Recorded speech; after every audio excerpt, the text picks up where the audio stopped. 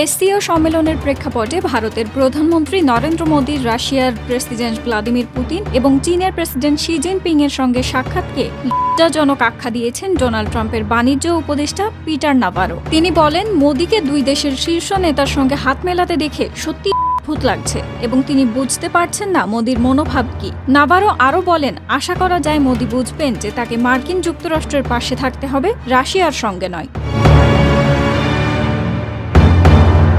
প্রধানমন্ত্রী মোদীর চীন সফর ও এসসিও সম্মেলনে যোগদানের একদিন পর এই মন্তব্য এসেছে। নাভারো ভারতকে শুল্কের মহারাজা বলেও সমালোচনা করেছেন। তিনি দাবি করেছেন, প্রধান অর্থনীতির মধ্যে ভারতের শুল্ক সর্বাধিক, যা নয়াদিল্লি স্বীকার করতে না।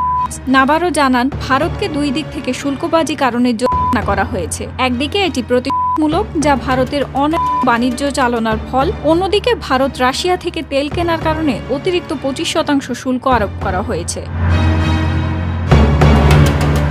নাভারোর এই মন্তব্য আন্তর্জাতিক রাজনৈতিক ও অর্থনৈতিক পরিমণ্ডলে ভারত মার্কিন সম্পর্কের সংবেদনশীলতা তুলে ধরেছে। বিশেষজ্ঞদের মতে বোঝা যাচ্ছে যে ট্রাম্প প্রশাসন ভারতকে এক ধরনের অবিচলিত মার্কিন সহযোগী হিসেবে দেখতে চায়, যা ভবিষ্যতে দ্বিপাক্ষিক বাণিজ্য ও কূটনৈতিক সম্পর্ককে প্রভাবিত করতে পারে। ভারতের জন্য এটি নতুন নয়, তবে সাম্প্রতিক মাত্রা আন্তর্জাতিক মঞ্চে বিতর্কের সৃষ্টি করেছে।